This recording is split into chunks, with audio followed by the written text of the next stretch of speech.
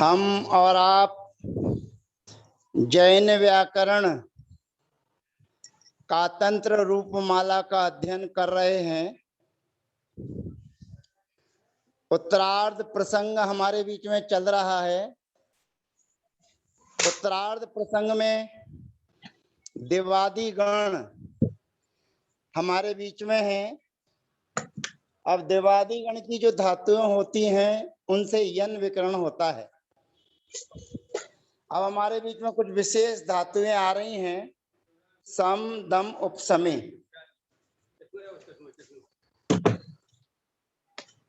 सम दम उपसमे।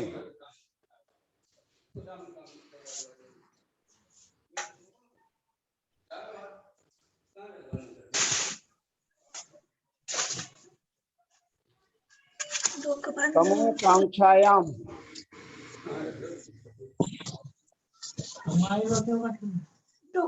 समूह सबसी खेरे चे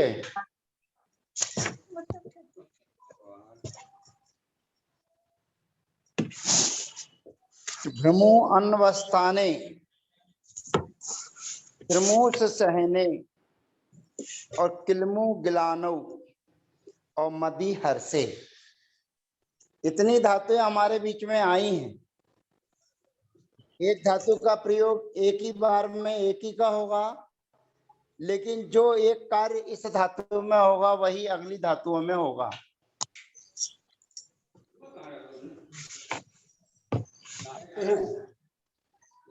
तो सबसे पहले हम सम धातु के रूप आपके बीच में चला रहे हैं।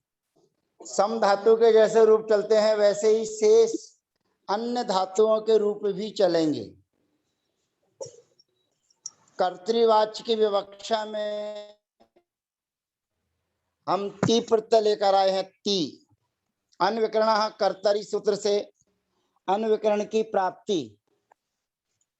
अन्विकरण की प्राप्ति होने पर देवादेर यन सूत्र से यन विकरण होता है। नकार का अनुबंध लोप हो जाता है। नकार का अनुबंध होने पर हमारी स्थिति है सम धन या धन ती।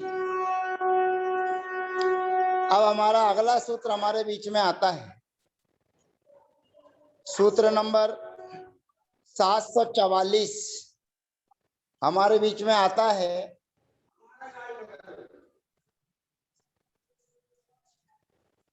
समाधि नाम दीर्घो यनि। सम आदि धातुओं को दीर्घ होता है यन पढ़े होने पर।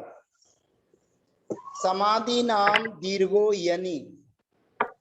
सम आदि धातुओं को दीर्घ होता है यन होने पर। तो यहाँ पर यन विकरण है और यन विकरण वर्तमान सप्तमी पंचमी और ह्यस्तनी में होता है। तो जब जब यन विकरण होगा उतनी स्थानों पर इन धातुओं को दीर्घ होगा। विभक्तियां 10 होती हैं। 6 विभक्तियों में यन नहीं होता है और यन नहीं होने के कारण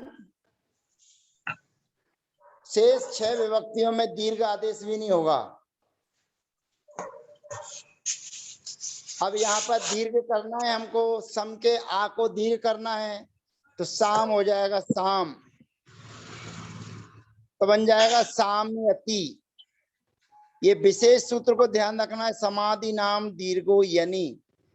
सम आदि धातुओं के लिए दीर्घ होता है यन विकरण के होने पर। तो बनेगा साम्यति। दम धातु से का दीर्घ हो जाएगा तो बनेगा दाम्यति। तम धातु को दीर्घ हो जाएगा तो बनेगा ताम्यति। श्रम धातु को दीर्घ हो जाएगा तो बनेगा श्राम्यति। और भ्रम धातु को दीर्घ होगा तो बनेगा भ्राम्यति। क्षम धातु को दीर्घ होगा तो बनेगा क्षाम्यति। और किलम धातु को दीर्घ होगा तो बनेगा किलाम्यति। और मध्य धातु को दीर्घ होगा तो बनेगा माद्यति। ये सभी धातुओं का एक एक प्रयोग यहाँ पर बना दिया गया है। शेष कार्य हमें भुवादि गण की तरह ही पूरे काम करने हैं, नया कुछ नहीं। जैसे सम धातु से द्विवचन में तस प्रत्यय लाए और देवादेर यन विकर्ण से यन विकर्ण किया और समाधि नाम दीर्घो यानी से दीर्घ किया। रसकार योर विसृष्टा सूत्र से सकार के स्थान पर विसर्ग आदेश किया तो बनेगा साम्यता। फिर आसंध्य अक्षर योर रस तो तल्लोपस्य साम्यंती। फिर साम्यसी, साम्यथा, साम्यत। फिर अस्य भमोर दीर्घः साम्यामी, साम्यावः, साम्यामः। अब सम धातु से सप्तमी की विवक्षा में यात प्रत्यय लेकर आते हैं, यात।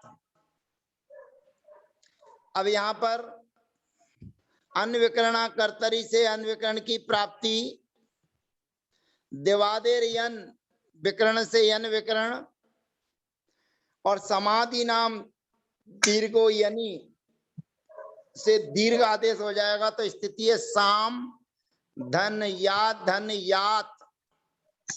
अब या में यन जो किया है उसमें आकार है, आकार होने के कारण या शब्द से सप्तम्य, सप्तमी विभक्ति के रहने पर जो या है उसको उसके या के स्थान पर ई आदेश होता है, पूरे या के स्थान पर ई आदेश हो जाएगा और उसके बाद में अवर्ण इवर्ण ए तो प्रयोग होगा साम्येत। अब साम्येत बनने के बाद में साम्येत, साम्येताम, फिर याम युसो रियम युसो, युस के स्थान पर युस आदेश हो जाएगा और रस अकारी और विसृष्टा तो साम्येसु। फिर साम्ये, साम्येतम, साम्येत, फिर साम्येयम यानी कि याम युसो रियम युसो, याम के स्थान पर यम आदेश हो जाएगा तो बनेगा साम्येयम, साम्येव, साम्येव। अब पंचमी विभक्ति में इसको चलाना चाहेंगे तो पंचमी विभक्ति में नया काम तो कुछ करना नहीं है, केवल वर्तमाना की तरह ही अन्य विकरण की प्राप्ति, देवादेर यन सूत्र से यन विकरण और समाधि नाम दीर्घो यानी सूत्र से दीर्घ हो जाएगा तो बनेगा साम्यतु। अब इसको आशीषित तातणवा वक्तव्य इस वार्तिक का प्रयोग करेंगे तो बनेगा साम्यतु, साम्यतात, साम्यतु, साम्यताम, साम्यंतु। असंध्यक्षरियो रस्य तौ तल्लोपस्य।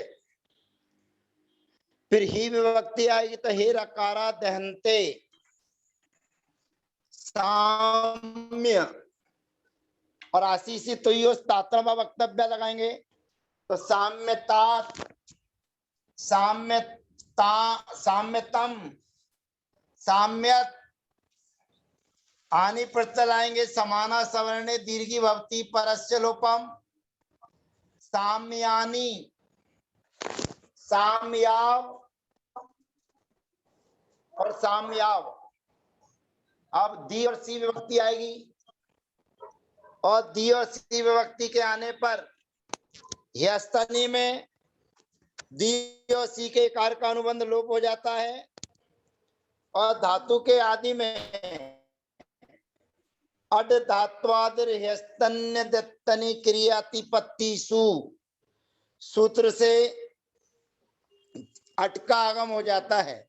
तो यहाँ पर अन्य विकरणा कर्तरी से अन्य विकरण की प्राप्ति, देवादेर यन विकरण से यन विकरण और समाधि नाम दीर्घो यानी सूत्र से सम के आकार को दीर्घ और धातु के आदि में अट धात्वादर स्तन्य दत्तनी क्रियातिपत्तिसु सूत्र से अट का आगम हो जाएगा और अट के आगम होने के बाद में पदांते दुटाम प्रथमा, पदांते दुटाम प्रथमा से उस दकार के स्थान पर तकार आदेश हो जाएगा तो बन जाएगा असाम्यत, फिर असाम्यताम, फिर अनविकरण आएगा तो असंध्यक्षरियो रस तौ तल्लोपश्च असाम्यन, फिर शी विभक्ति आएगी रसकारी और विसृष्टा असाम्य असाम्यतम असाम्यत, फिर अम विभक्ति आएगी तो असंध्यक्षरियो रस तौ तल्लोपश्च असाम्यम, अस्य वमोर दीर्घ अस्य असाम्याव असाम्याम। इसी प्रकार से शेष जो धातु हमारे बीच में है, तमुकांक्षायाम श्रमु तपसी खेदे च भ्रमु अन्वस्ताने श्रमु सहने और किलमु गिलानो और मदी हर्षे, इन सभी धातुओं के रूप इसी प्रकार से सिद्ध होते हैं, ऐसा जानना चाहिए। अब हमारे बीच में जनी धातु आती है, जनी प्रादुर्भावे, उत्पन्न होने अर्थ में। यही वे धातु है जन धातु जिससे उत्पन्न होना अर्थ लगाया जाता है, और यही जा शब्द जिसके साथ में जुड़ जाता है बस वहां होता है उसका अर्थ उत्पन्न होना। जैसे निसर्ग, और निसर्ग में जा शब्द जोड़ देंगे तो बन जाएगा निसर्गज, यानी कि स्वभाव से उत्पन्न होने वाला। फिर अधिगम और जा लगा देंगे तो अधिगमज, अधिगमज यानी कि पर के उपदेश आदि से उत्पन्न होने वाला। तो ये वही जन धातु है जिसका अर्थ उत्पन्न होना होता है। अब जन धातु से हम प्रत्यय लेकर आ रहे हैं। धातु हमारे बीच में है जनी प्रादुर्भावे, ई का अनुबंध लोप हो जाएगा और ई का अनुबंध लोप होने पर जन मात्र शेष बचेगा, और जन मात्र शेष रहने पर अनविकरण कर्तरी से अनविकरण की प्राप्ति देवादेर यन, देवादेर यन सूत्र से यन विकरण करके अगला सूत्र हमारे बीच में आता है जा जनेर विकरणे। ये आत्मनेपदी धातु है। आत्मनेपदी धातु होने से ते प्रत्यय लेकर आएंगे ते, तो जन धन ते यन विकरण, देवादेर यन से यन विकरण किया। अब हमारी स्थिति है जन धन या धन ते। अब हमारे बीच में सूत्र आता है जा जनेर विकरणे, जा जनेर विकरणे। जन धातु को जा आदेश होता है विकरण के होने पर।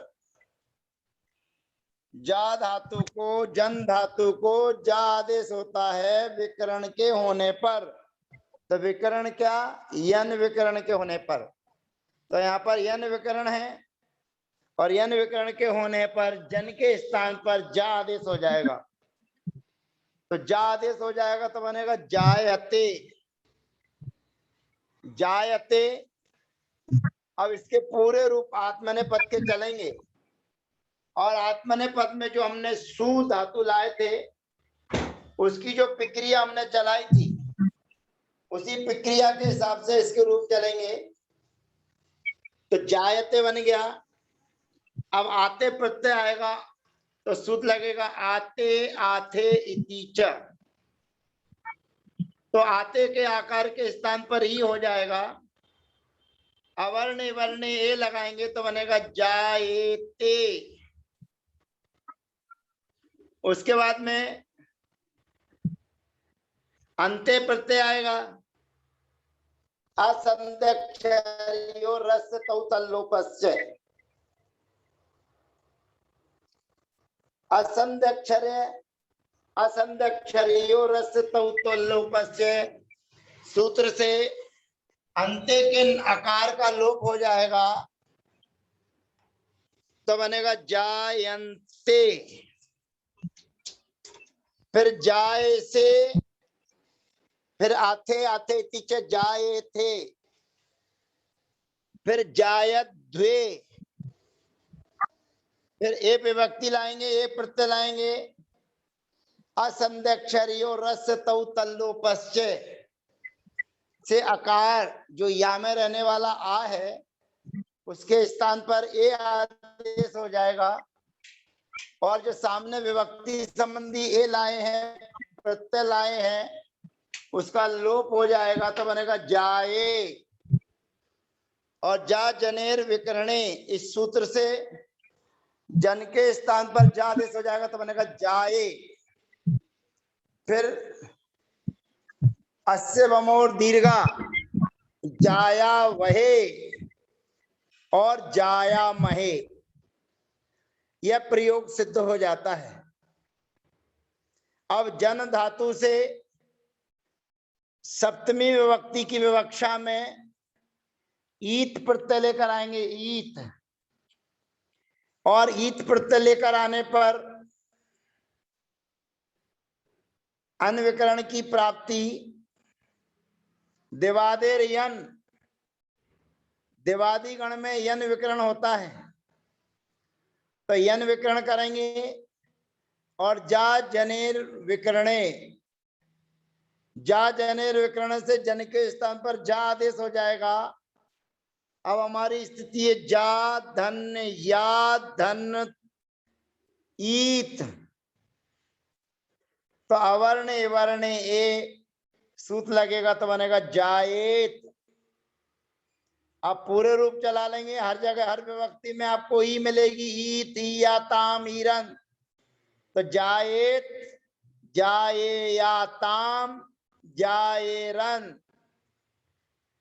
जाए था, जाए या थाम, जाए ध्वम, जाए, जाए वही और जाए मही। अब पंचमी विभक्ति में प्रयोग करेंगे हम, तो यहाँ पर पंचमी विभक्ति में ताम प्रत्यय आता है, ताम, तो जायंता, जायताम, फिर आताम प्रत्यय आएगा तो आ दाता माथा मादेरी, आताम के आके स्थान पर ही आदेश हो जाएगा। अवर्ण वर्ण ए लगाएंगे तो बनेगा जायताम।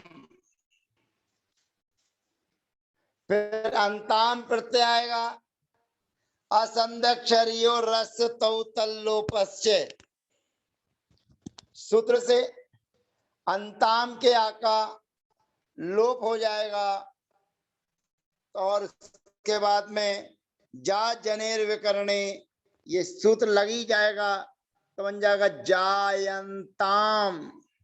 फिर जायस्व, फिर आथाम आएगा तो आ दाता माथा मादेरी, फिर अवर्ण वर्ण जाए थाम, फिर जायध्वम, फिर आई प्रत्यय आएगा आई, असंध्यक्षर्यो तौ तल्लोपस्य, असंध्यक्षर्यो रस तौ तल्लोपस्य, जाय में रहने वाला आकार है उसको आई आदेश हो जाएगा और आई का लोप हो जाएगा तो बनेगा जायई। फिर जाया वही, समाना सवर्णे दीर्घी भवती परस्य लोपम, और जाया महेई। इस प्रकार पंचमी का प्रयोग सिद्ध हो जाता है। अब ह्यस्तनी में आते हैं। ह्यस्तनी में दी और सी आत्मनेपद का प्रयोग है, ता आताम अंताम आएगा। धातु के आदि में अट का आगम हो जाएगा, अट धात्वादिर ह्यस्तन्य दत्तनी क्रियाति पत्तिसु, तो जन धन ता अनविकरण कर्तरी से अनविकरण की प्राप्ति, दिवादेर यन सूत्र से यन विकरण, और धातु के आदि में अट धात्वादिर ह्यस्तन्य दत्तनी क्रियाति पत्तिसु से धातु के आदि में अट का आगम, और जा जनेर विकरणे जा जनेर विकरणे सूत्र से जन के स्थान पर जा आदेश हो जाएगा तो बनेगा अजायत। अब आताम प्रत्यय आएगा तो आ दाता माथा मादेरी, आताम के आ के स्थान पर ई हो जाएगा अवर्णे वर्णे अजाएताम। फिर अंताम प्रत्यय अंत प्रत्यय आएगा तो अजायंत, असंध्यक्षरियो रस तौ तल्लोपस्य। फिर अजाय था अजाए थाम अजायध्वम। फिर ई विभक्ति आएगी दिवादेर यन, धातु के आदि में अट धात्वादेर यस्तन्य दत्तने क्रियाति पत्तीसु, और जा जनेर विकरणे सूत्र से जन के स्थान पर जा आदेश। अब स्थिति हमारी आ जा या ई, अवर्ण इवर्ण ए अजाए। फिर बही आएगा तो अस्य बमोर दीर्घ अजाया वही और अजाया मही। इस प्रकार से जन धातु का प्रयोग पूर्णता को प्राप्त हो जाता है। और जन धातु को यदि हम भाववाच्य में चलाना चाहेंगे, कर्मवाच्य में चलाना चाहेंगे, तो सार्व धातु के यण ते प्रत्यय लेकर आएंगे, सार्व धातु के यण। अब यन और यण में विशेषता जानना चाहिए। यन विकरण स्विकरण है, दिवादिगण में होने वाला विकरण है, और यण विकरण कर्तृवाच को छोड़कर कर्मवाच और भाववाच में होने वाला सामान्य प्रत्यय है। तो हमारी स्थिति है जन धन या धन ते। अगला सूत्र हमारे बीच में आता है यणी वा, यणी वा, अर्थात जन धातु से यण विकरण के होने पर विकल्प से जन के स्थान पर जा आदेश होता है। यण विकरण के होने पर जन के स्थान पर विकल्प से जा आदेश होता है, और जन के स्थान पर जा आदेश हो जाएगा तो दो रूप बनेंगे, जायते और जन्यते। अब इतना अपने को विशेष ध्यान रखना है कि कर्तृवाच्य में भी जायते बना, और यहां पर विकल्प से आदेश होगा तो जायते भी बनेगा। परंतु यदि विकल्प रूप वैकल्पिक रूप रखा है जन्यते, तो ये अपने को ध्यान रखना है कि ये भाववाच्य या कर्मवाच्य में ही चलाया गया है। और जायते लिखा हुआ है तो इसको कैसे पकड़ेंगे कि ये कर्तृवाच्य है कि कर्मवाच्य है कि भाववाच्य है? तो उसमें कर्ता के माध्यम से पकड़ेंगे। कर्ता में प्रथमा विभक्ति होगी तो यन विकरण हुआ है, और कर्ता में तृतीय विभक्ति लगी हुई है तेन मया त्वया। तो अपने को समझना है कि ये भाववाच्य या कर्मवाच्य का प्रयोग है, ऐसा जानना चाहिए। तो यणी वा यह सूत्र विकल्प से लगता है कि जन के स्थान पर जा आदेश होता भी है और नहीं होता। जन के स्थान पर जा आदेश हो जाएगा तो बनेगा जायते, और जब नहीं होगा तो बनेगा जन्यते। इस प्रकार से हमारा चतुर्थ गण दिवादी गण आज पूर्णता को प्राप्त हो गया है। अब पांचवा गण हमारा आएगा स्वादि गण। अब स्वादि गण हमारे बीच में आएगा। यद्यपि स्वादि गण की पूर्व भूमिका हमने शुरू श्रवणे धातु के अंतर्गत आपके बीच में रख दी थी। जिन लोगों ने भी भुवादि गण में श्रु श्रवणे धातु का प्रयोग जाना होगा, समझा होगा, वही कार्य इस गण में होता है, क्योंकि आने वाला जो गण है वो नु विकरण करता है और वहां पर श्रु धातु यद्यपि भुवादि गणी थी फिर भी उसके साथ अन विकरण ना करके नु विकरण किया था और श्रु के स्थान पर श्री आदेश कर दिया था।